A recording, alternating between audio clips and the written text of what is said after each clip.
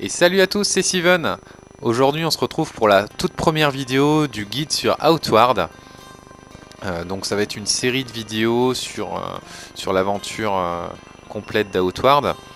Donc on va faire, dans la première vidéo, on va voir le prologue, installer un petit peu le contexte, voir tout ce qui est important à savoir dès le début. Donc sans plus attendre, on va créer notre personnage. Donc, on va l'appeler Steven. Tout simplement parce que je m'appelle Steven. Donc en termes de qualité graphique, c'est pas terrible, c'est pas à la hauteur d'un AAA, mais faut pas s'arrêter à ça. Il a bien d'autres qualités qui sont plus importantes à mes yeux. Notamment la musique, très bonne bande son. J'adore la musique. Alors en termes de choix, on n'a pas énormément de choix. Hop, allez, c'est parti, on va rester comme ça, c'est pas mal. Donc là, je joue sur PS4. Le jeu est dispo également sur PC. La différence qu'il y a entre PC et PS4, ça va être les graphismes, bien évidemment, et les temps de chargement qui sont malheureusement relativement longs sur PS4. Donc il y a des chances que je skip une partie des chargements sur les vidéos. Et puis aussi les allers-retours, parce que c'est un jeu où on va devoir faire un petit peu d'aller-retour. Alors, concernant l'histoire du jeu, on est un naufragé qui est parti à l'aventure pour essayer de récolter de l'argent pour rembourser la dette que notre grand-mère a mis sur notre lignée. Parce que dans notre village, les dettes sont héréditaires. Donc si vous faites une bêtise qui coûte de l'argent au village, c'est à toute la famille de la rembourser.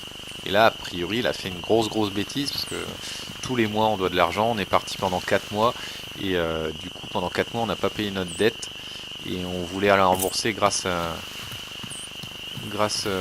notre voyage. Mais comme on s'est échoué, on a perdu tout ce qu'on avait récolté. Donc là, on découvre un peu la zone du prologue. On arrive sur une plage, on est tout nu. On trouve des torches, on peut récolter des gabets. Vous trouvez votre première tenue en lock, donc qui s'équipe automatiquement. Ici vous récoltez des algues pour faire des recettes. Encore des torches.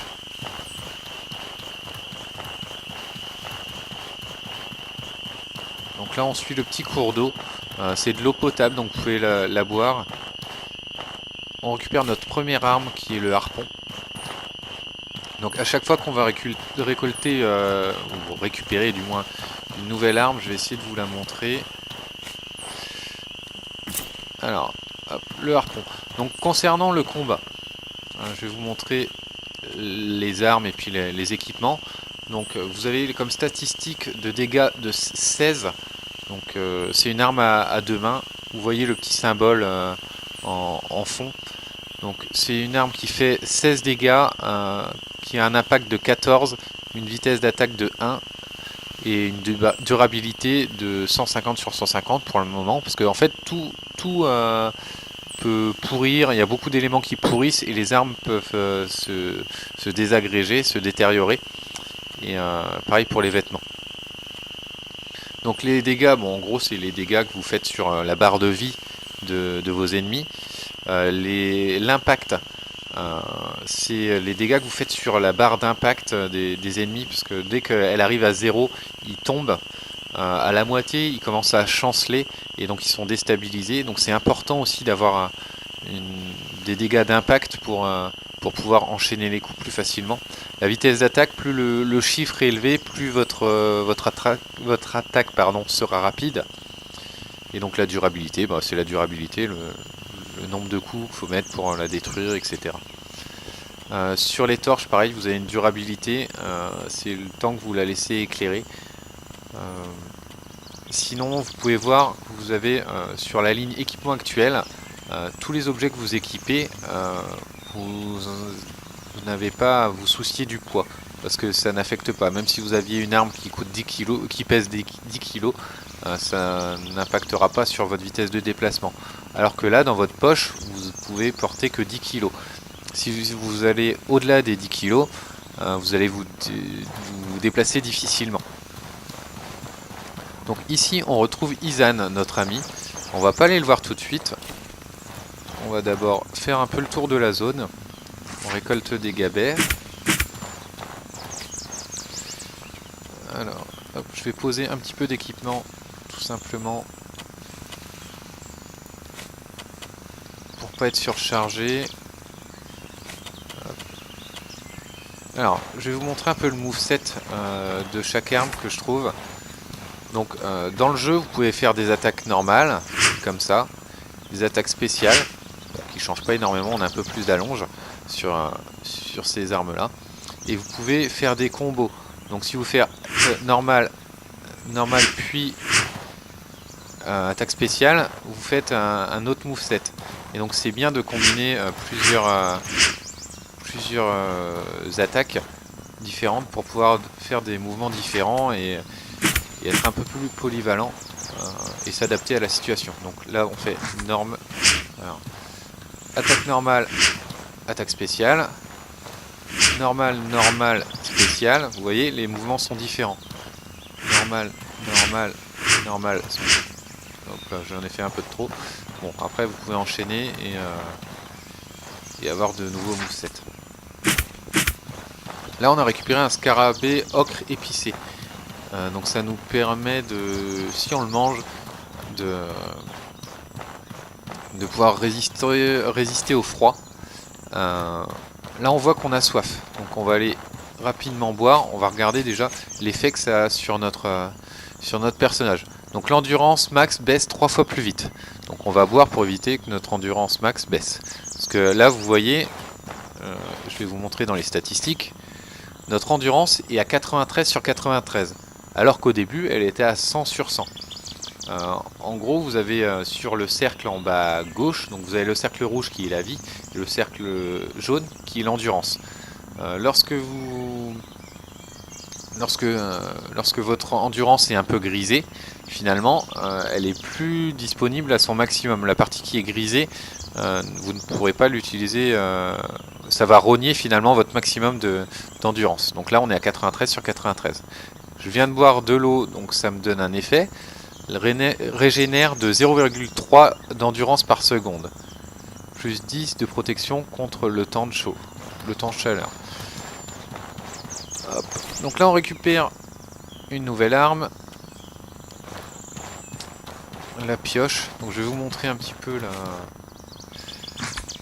la machette qu'on a récupérée. Donc c'est une arme qui est assez rapide, qui fait beaucoup d'attaques latérales, donc ça peut être pratique. Les différents movesets, assez rapide. On voit qu'il y a une vitesse d'attaque de 1,2, par contre assez peu de dégâts. Sinon on a récupéré la pioche qui est pas mal, qui fait beaucoup de dégâts d'impact, donc ça peut être intéressant pour déstabiliser les ennemis. Là il y a 2 hyènes, on va essayer d'en attirer qu'une seule. Voilà. Donc on va cibler notre ennemi.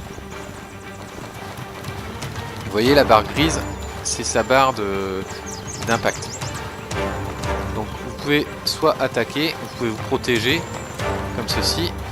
Et donc du coup vous ne subirez pas de dégâts.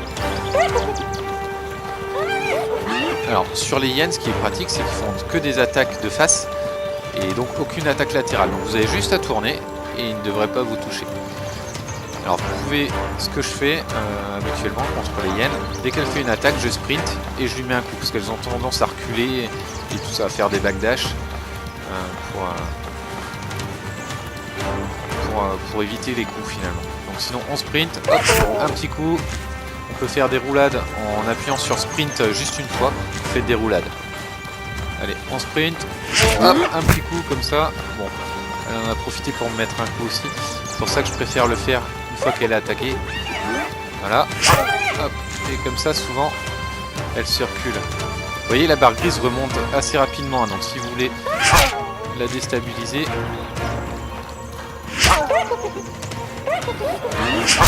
hop, un petit coup dans les dents et c'est fini. Donc là on a vu que j'ai perdu pas mal de vie quand même. C'est pas bien grave, on va essayer de faire la deuxième en perdant moins de vie. Elle est où d'ailleurs?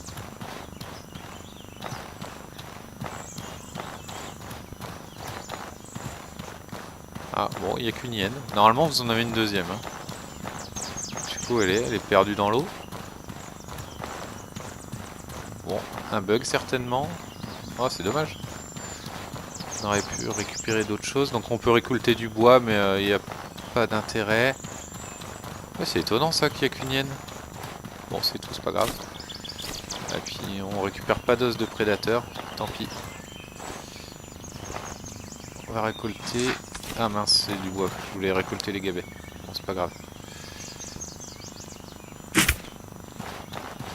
Ouais, c'est tout. Là, vous avez aussi un tronc creux. Donc dans ce tronc creux, on peut récupérer des équipements. Voilà, on a récupéré une tenue avec des bottes qu'on va équiper. Ah mince, elles sont équipées automatiquement. Alors, ce que vous pouvez faire avec les habits qui ne coûtent pas cher, et si vous êtes en manque de tissu, vous pouvez, si vous voulez, faire des tissus qui permettent de faire des bandages pour se soigner. Les bandages, c'est très important d'en avoir. Bon, je suis déçu de ne pas avoir vu l'autre hyène. Bon, c'est tout, c'est pas grave. On va se débrouiller. Alors, il nous reste encore quelques petites choses à récupérer. Donc là, on voit que j'ai faim. Alors, vous avez plusieurs degrés de faim. Plus vous avez faim, plus le malus est important. Donc la faim. Votre vie baisse 3 fois plus vite. C'est la vie max, je crois. La vie max doit baisser 3 fois plus vite. Voilà, la vie max. Donc pareil, vous voyez, vous avez une partie qui est un peu grisée, un peu plus foncée sur ma vie. Et donc je peux pas la récupérer même en me soignant au-delà de cette partie qui est grisée. Donc là on récupère un peu d'objets.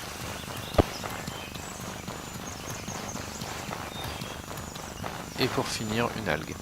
Donc là on va avoir fini le prologue, la zone tutoriel finalement. On va juste aller voir notre ami Izan. Donc je vous ai pas montré le moveset de la pioche, je vais en profiter pour le faire maintenant. Voilà, donc des attaques latérales, et si on les enchaîne avec une attaque spéciale, ça fait un coup de face.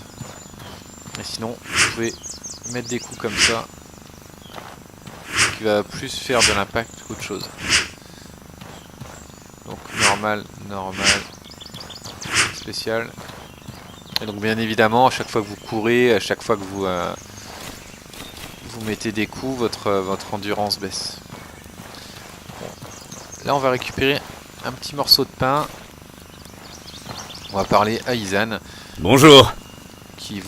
N'hésitez pas à dormir dans l'un des sacs de couchage supplémentaires. Un des autres survivants est allé voir le village pour aller chercher des secours et on les attend ici. Donc une fois qu'on se sera reposé dans le sac de couchage, on va arriver à Cyrzo. Mais ça sera pour la prochaine vidéo.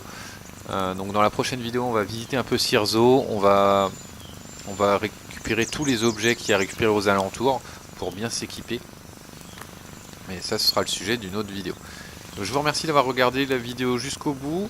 Je vous dis à très bientôt pour la vidéo numéro 2 du guide. Et je vous dis à bientôt. Allez, salut, c'était Steven.